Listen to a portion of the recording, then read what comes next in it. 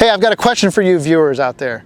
Do you think that a pole building like this or a post frame building needs gutters or eave spouts? I'm going to share with you what we think is the answer, at least for us, coming up. So I hope you'll stick around and join us. Dig, dry, DIY. You wouldn't think that a topic such as gutters would be something controversial, but if you mention to someone that you're not going to put gutters on your brand new building, they might raise an eyebrow and tell you you're just asking for trouble. And that's exactly what folks around here have been saying to Greg. He just built this 60-foot by 120-foot pole barn, and we are now to the point where we want to fix up the driveway and do some final grading around the perimeter. And the subject of installing and paying for gutters has come up. Now it's true, there are plenty of use cases where putting gutters on a home or even a barn is essential, especially when the area around the perimeter of the building is poorly drained and you want to protect the foundation. So I know that gutters are important for certain scenarios.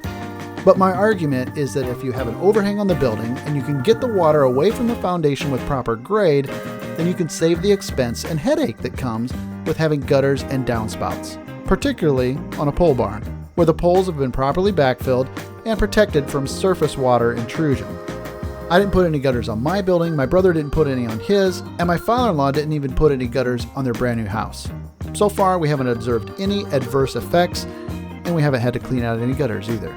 But it does take a little effort to ensure that you're not going to have any of those problems if you decide to delete your gutters from the budget.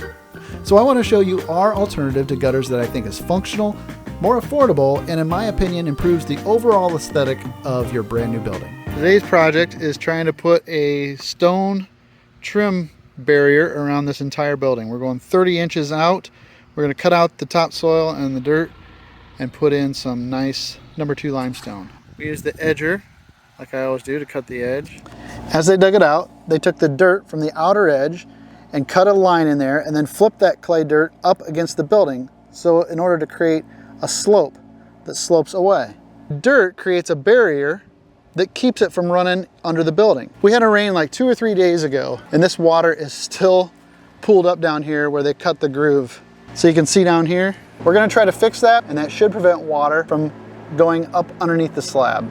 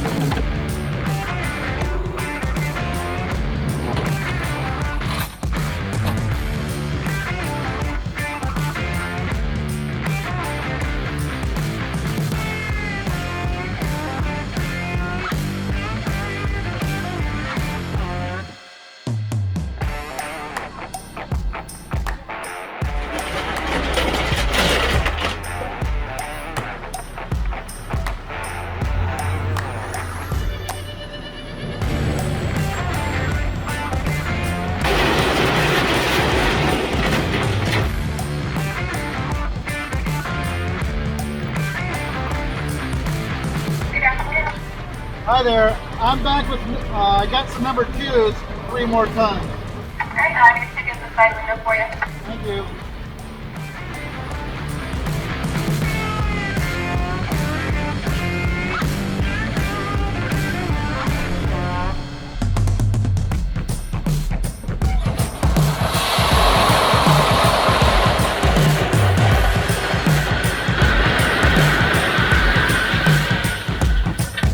Alright, so we're going to take #2s and start filling them along the side.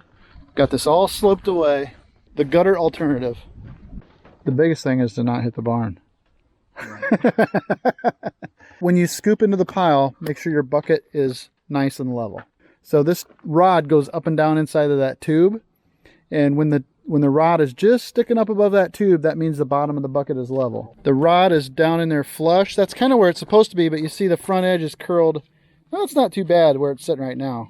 Always go in from the bottom and then lift and curl at the same time to load the bucket. And always just, you want to try not to climb the pile. Curl it forward a little bit. Curl the bucket forward. Yep. Now make sure it's on the ground. So always start out on the ground and then go into it. Don't push it down when you're spinning. Move over and straddle the hole. Yeah, there you go. Now go into it quick. You got about a quarter of a bucket load. Are you gonna feel comfortable dumping it up against the barn or not? Don't hit the barn. That's it. That's all of it.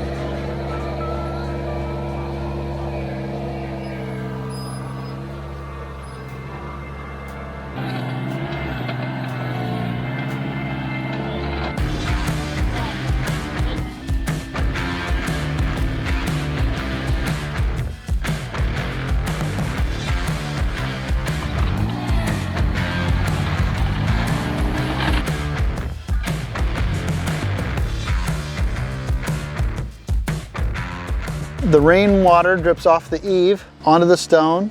It doesn't erode the number twos. And here the water has an opportunity to shed away from the building and run out into the yard. I'm gonna jump in the backhoe and move some of this stone out of the way. We bought all this stone because they were gonna have a big price hike. We knew that we were gonna be wanting some stone, but we weren't ready for it a couple months ago. And so we bought it then, knowing that we'd be using it now. Now everything we go buy is at least a buck a ton more. So I just need to make a path through here so that we can load those twos from this side and carry them through the building.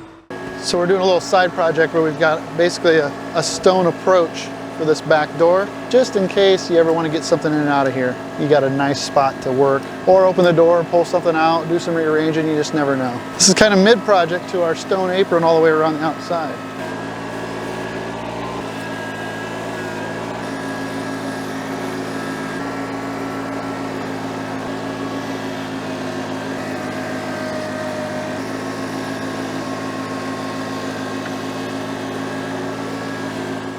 Okay, we're getting this back approach shaped up. Basically, we have 20 feet of stone out, 30 feet wide, the width of the door. And this will just give us a place to open the door and not be in the mud. We raise this all up. And this will act like a trough. We know that the water goes to that end in that trough. That's compacted clay.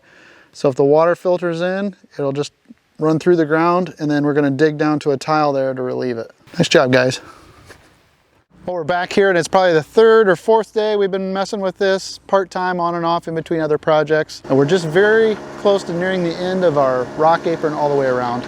But as you can see here on this end, water has traveled down to here. The water's been standing in that trough for 3 or 4 days now. So we know that the water's not getting away, it's not soaking into the ground. We're gonna try to relieve that by digging a trench down to a drainage tile that we know is buried directly underneath it. We're gonna fill it up with stone to allow a path for the water to travel to get down to that tile. And we'll fill it up full of dirt. And then we'll know that when the water comes down here and moves to this direction of the building, it will have a place to escape. Okay, let's see if we can probe it. When he stuck the handle in, how close? I feel like it was much deeper than that. Well, but this has been built up some too, so it could be down in there yet some. There's one. Oh, that's a rock.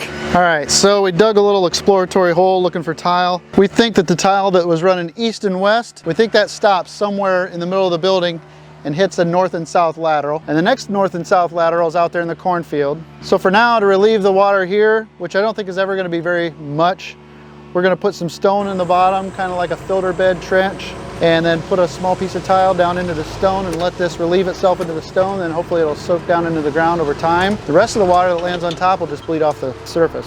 So let's go ahead and cut it out. And you only need to cut a spot wide enough for the tile. How deep? Oh, deep enough to get it below the ground a little bit. And cover it with a little bit of rock. There you go, just like that. Okay, I'm gonna put the rest of that stone in here and kind of cover up that tile. And we'll fill it in with dirt. It's not perfect, but it'll work for what we're draining. All right, we got that all buttoned up. Looking good through there. Now we're gonna tidy up the other side. So let's dig this up and see if we can find that tile. The idea is come up here with a backhoe and dig about a foot away from our rock so that our rock doesn't run into our trench, but then dig down and maintain a nice even slope. That tile's gotta be in here somewhere. Looks like it's right there. We wanna make sure we don't dig below the tile bed because that'll undermine the tile. We wanna be able to put it right back down where it was. I'm gonna lay this in there and cut it to where it's tight you want to make sure that both ends of the tile go into the wide deep enough all the way. You kind of want to compress it even. You don't want that to be too loose.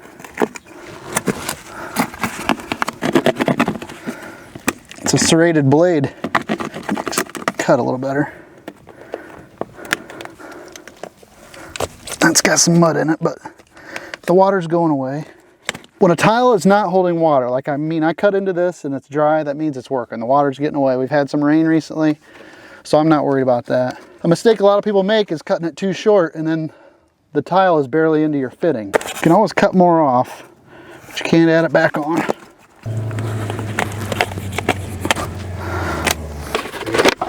Probably the only 2 caps he has. There you go. Get the tile up underneath there. It's good, not too deep. All that water is going to run down to here. Yep. And have a way out. There you go.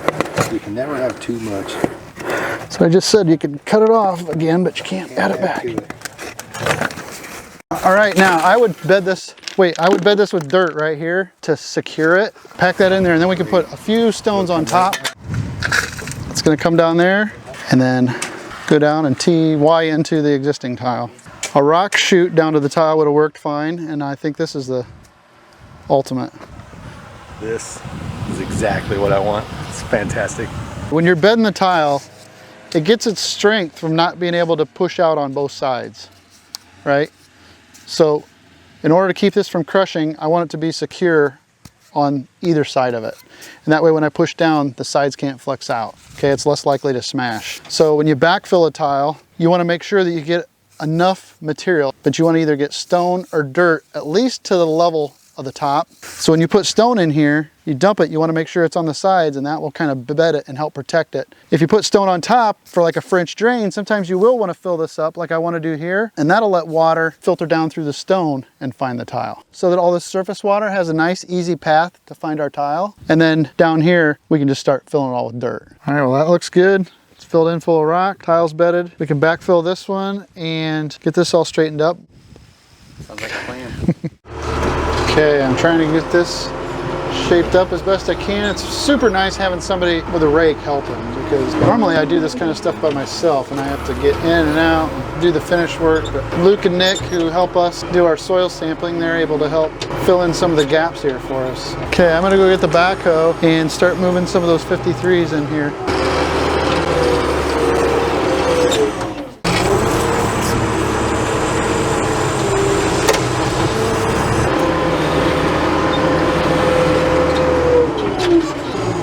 Got that huge pile knocked down, and I'm just putting on some finishing touches. I actually will probably grade this out a little bit better with the grader box or something to dress it up. But well, I think this turned out really nice. We've got an alternative to gutters that is functional, it's affordable, and I think it really enhances the overall aesthetic of the entire building.